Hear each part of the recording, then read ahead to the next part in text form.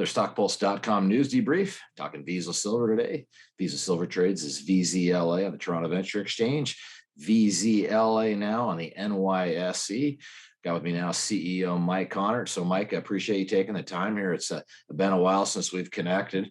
I guess congratulations is in order for making it on the NYSE, quite an accomplishment. So certainly want to get into that and how that impacts your strategy. But maybe beforehand, why don't we kind of recapture 21? Big year for Vizsla Silver. So much to lay that out for investors.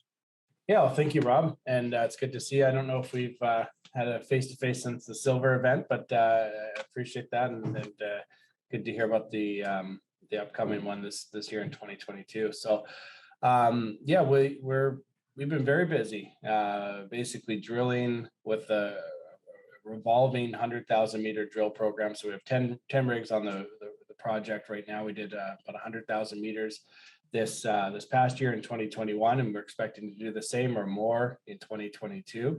And of course, the reason for all that drilling is just, we've had a project or a district that's responded so well to discovery drilling and then subsequent resource drilling at two main areas, which is Napoleon and Tajitos. So two major veins that we've drilled off, and the strike is cumulatively over 3 kilometers.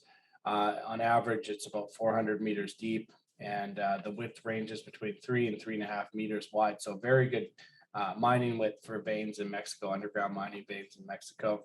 And the grade is, was excellent, between that 400 or 500 gram silver equivalent, based on those widths on the averages that we see so far. So we're just getting ready to put out our resource in this quarter. The last half of the year was really focused on that drilling around that resource. Recently, we just made a new discovery at Tajitos. We have a new intersecting vein that we drilled in the hanging wall called the Copala vein. We drilled over 2 meters at 3.7 kilo silver equivalent. So great silver grade, great gold grade in there as well too. And the project just keeps giving us surprises like that. So drilling has done an excellent job of finding new and exciting high grade veins. And I think that's just the beginning for us. And the way that I talk about that is that the Tajitos and the Napoleon veins are less than 5% of the overall vein extent that we know about in the district. So another way to say that is there's 20 times, Napoleon Tito vein strike in the district. It really is huge. We've done a lot of drilling, but we've done very little in the grand scheme of things, in the sense that we need to do far more drilling here. We're really excited about that for 2022. Yeah, and let's get into the listing now. Of course, being on the big board there, the NYSE, maybe some more opportunities here, some more liquidity, certainly some more exposure. Why don't you lay out how that kind of impacts things moving forward?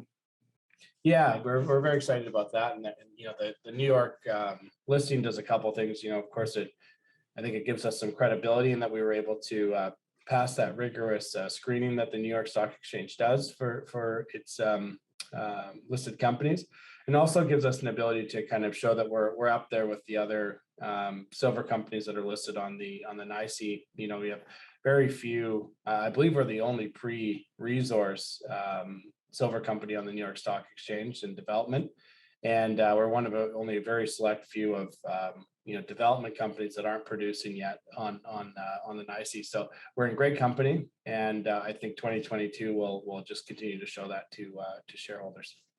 Okay, look forward to keeping our eye on the wire. That's Mike Konnert. He's the president and CEO of Vizsla Silver, VZLA on the Toronto Venture Exchange, VZLA, NYSE in America.